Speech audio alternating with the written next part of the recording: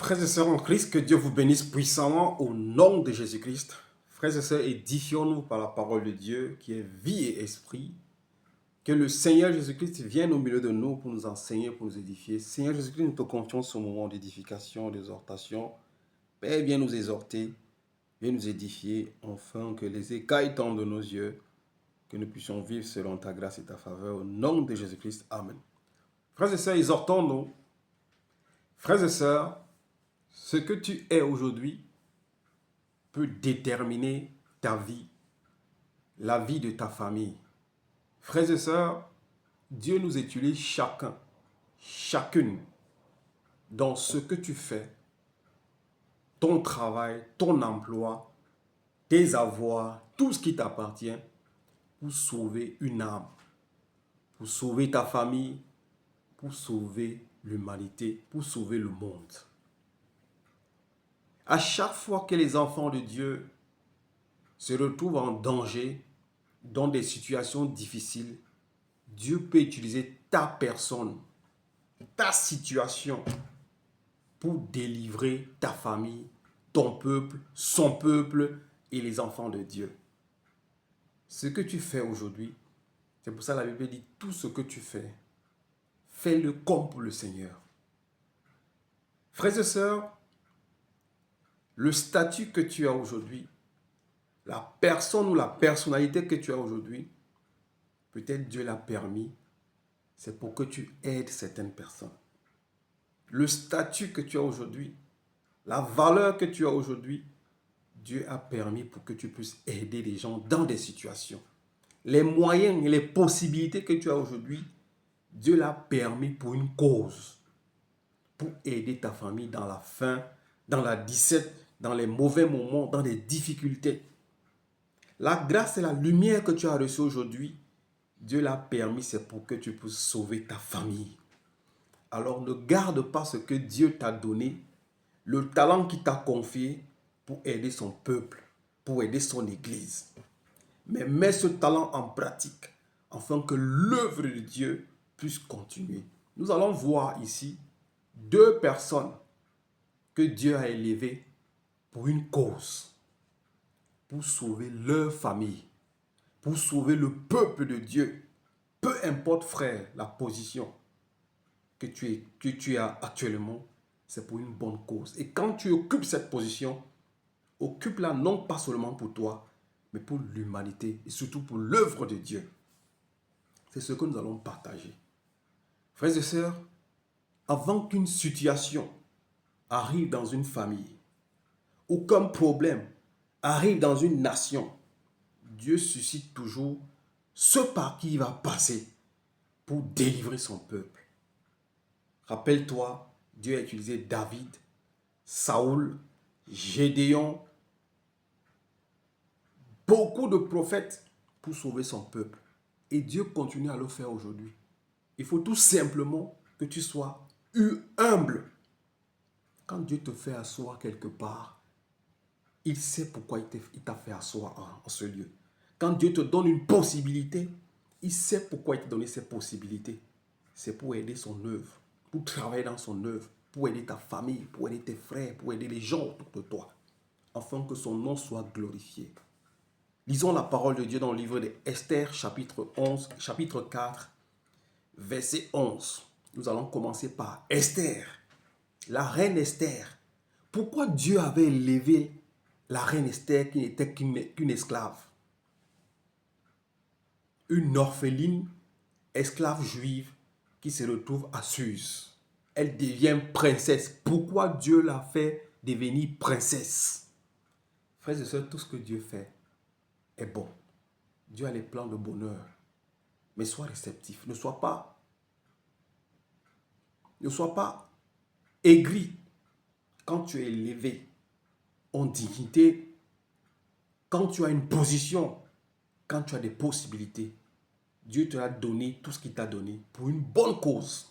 Pourquoi Esther a été élevée princesse dans une nation qui n'était pas la sienne? Lisons la parole de Dieu pour nous édifier. Que Dieu nous édifie. Esther chapitre 4 verset 11. La Bible déclare ici: tous les serviteurs du roi et la population et ses provinces savent que toute personne, homme ou femme, qui pénètre chez le roi dans la cour intérieure sans avoir été convoqué, n'a droit qu'à un seul verdict, la mort. La seule personne qui reste en vie est celle qui a le roi, celle à qui le roi tend le sceptre et en or. Or, en ce qui concerne cela, fait 30 jours que je n'ai pas été, ça fait 30 jours que je n'ai pas été appelé vers lui.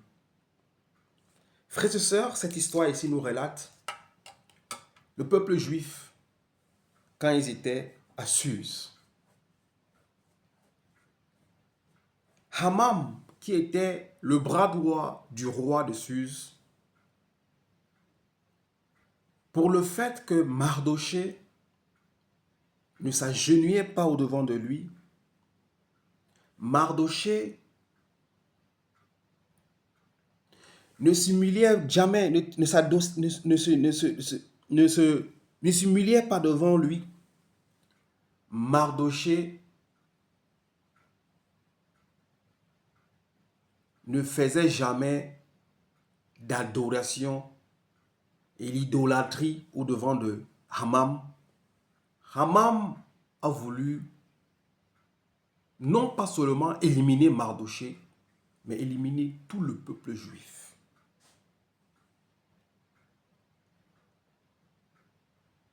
Frères et sœurs, quand nous disons les juifs dans la Bible, nous ne parlons pas des juifs de nos frères israéliens. Les juifs, en réalité, la Bible dit, la parole de Dieu dans l'Ancien Testament, c'était une préfiguration des choses à venir. Le Christ nous a amenés dans la vérité. Quand on dit juif dans la Bible, je pense qu'on peut le lire dans le livre de Romains. Romains 2, si je ne me trompe pas. Quand on dit juif dans la Bible, c'est ceux qui mettent la parole de Dieu en pratique et qui la vivent. C'est ceux-là qu'on appelle les juifs. C'est ceux-là qui sont appelés juifs. Un juif n'est pas forcément celui qui vient de l'Israël. Ici, le peuple juif était attaqué par Haman. Parce que Mardochée n'adorait pas Haman. Quand Haman se levait ou quand il passait, tout le monde se courbait pour adorer Haman. Et Mardochée ne le faisait pas. Parce que Mardochée savait qu'il y a une seule personne qu'il faut adorer, le Seigneur Jésus-Christ et notre grand Dieu, le Tout-Puissant. Ce qui a suscité une haine dans le cœur de Haman qui a décidé de tuer Mardochée. Mais ne voulant pas tuer Mardochée, puisque le peuple juif était grand, les chrétiens sont nombreux, il a voulu éliminer tout le peuple juif. Il a créé un décret en trompant le roi. Il a fait signer un décret qu'il fallait éliminer tous les juifs qui étaient dans le royaume. Frères et sœurs, quand Mardochée a appris cela, il est allé se plaindre. Il a porté le sac sur sa tête. Il a versé la cendre sur lui. Mardochée dormait devant la porte du roi avec le sac sur la tête, ce qui était interdit. Il a fait savoir à sa nièce, Esther, le pourquoi il portait le sac et le cendre était sur lui. Il a demandé à Esther d'aller plaider pour eux devant le roi. Esther répond ici à Mardochée, tu sais que toute personne qui va dans la cour du roi sans être appelée par le roi doit mourir, que ce soit homme ou femme. La Bible déclare ici, Esther envoie ce message à Mardochée. Tu sais que toute personne qui se présente devant le roi sans le consentement du roi, cette personne doit mourir. Et elle dit, ça fait 30 jours qu'elle n'a pas vu le roi, elle la reine. Au 12, on dit, on rapporta donc à Mardochée les paroles d'Esther. On rapporte tout ce que Esther a dit, qu'elle ne peut pas se présenter parce qu'elle a peur de mourir. Parce que toute personne qui va devant le roi sans autorisation du roi doit mourir, homme ou femme. On rapporte ces paroles à Mardochée. Et Mardochée lui fit répondre, Ne t'imagine pas que ta position au palais te permettra d'être sauvé. Au contraire de tous les Juifs. Sauvé au contraire de tous les Juifs. Mardochée dit à Esther, ne pense pas que ta position au palais du roi te permettra d'être sauvé. Frères et sœurs, ne pense pas que ta position que tu as reçue aujourd'hui, c'est pour que tu sauves ta vie. Si Dieu a permis que tu sois où tu es aujourd'hui, il sait pourquoi il a permis. Ce n'est pas seulement pour toi, mais c'est pour ta famille. C'est pour le peuple de Dieu. C'est pour les enfants de Dieu que Dieu a permis que tu sois où tu es. Voilà le message que Mardochée passe à Esther.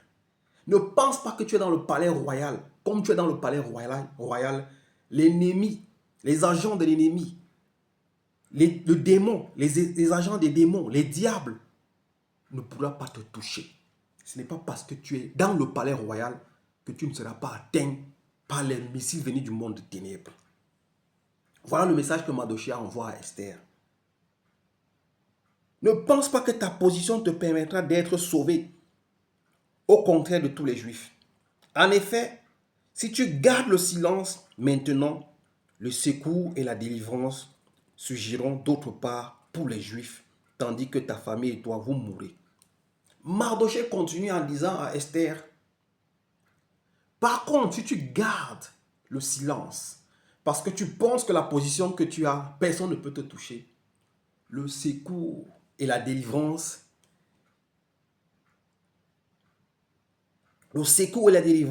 surgiront d'autre part pour les Juifs. Mon frère, ce n'est pas parce que tu as cette position aujourd'hui, que tu es élevé en dignité, que tu as des possibilités, que tu ne veux pas bouger le doigt pour ta famille, pour les enfants de Dieu, pour l'œuvre de Dieu. Ne t'inquiète pas. Si tu veux, ne bouge pas ton doigt. Le secours viendra sûrement. La délivrance surgira quelque part. Parce que Dieu, si tu ne veux pas travailler avec Dieu, il peut susciter même les pierres pour délivrer son peuple. C'est ce que Mardochée dit à Esther. Qui sait? Et Mardochée dit à Esther, si tu refuses, le secours viendra sûrement quelque part. Mais toi et ta famille, vous allez périr. Parce que tu as refusé de faire la volonté de Dieu, qui a voulu t'utiliser pour sauver ta famille, pour sauver son peuple, pour sauver son œuvre. Mardochée poursuit, qui sait? Peut-être est-ce pour une circonstance telle que celle-ci que tu as parvenu à la royauté. Qui sait? Peut-être est-ce pour une circonstance telle que celle-ci que tu es parvenu à la royauté. Mardochée dit à Esther, peut-être que c'est pour une telle circonstance que tu es devenue princesse. Peut-être c'est à cause de ta famille que Dieu t'a élevé. Peut-être c'est à cause de l'église de Dieu que Dieu a fait de toi un homme intègre. Peut-être c'est pour sauver les âmes dans le monde que Dieu t'a donné son esprit. Peut-être c'est pour une cause comme celle-ci que Dieu a permis que tu sois sauvé, afin de sauver ta famille. Pour te dire, mon frère, ma soeur, ce que tu as reçu, les dons de Dieu que tu as reçus ne sont pas seulement pour toi, mais c'est pour que tu les partages. C'est pour que tu sauves le peuple de Dieu. C'est pour que tu aides les enfants de Dieu. Mardochée disait à Esther, peut-être c'est pour cela que Dieu a fait de toi une princesse pour une telle cause. Pour que tu ailles plaider pour le peuple de Dieu. Frères et sœurs, peu importe ta situation, ne la garde pas seulement pour ta famille et toi. Mais utilise ta situation pour aider l'humanité, pour sauver le peuple de Dieu. Utilise ta lumière que tu as reçue pour apporter la lumière dans les ténèbres, pour sauver ta famille. Ne fuis pas ta famille. Voilà le message que Mardochée est en train de passer à Esther. Si tu refuses de sauver le peuple de Dieu, ne pense pas que tu seras à l'abri. Toi et ta famille, vous allez périr. Mais Dieu a la capacité de susciter un sauveur Dieu a la capacité de délivrer son peuple par tout autre moyen si tu refuses de faire la volonté de Dieu. Rappelle-toi de Jonas, quand il a voulu fuir Ninive, ce qui s'est passé pour lui. Frères et sœurs, la position que tu tiens aujourd'hui, c'est par la volonté de Dieu. C'est pour que tu sauves le peuple de Dieu.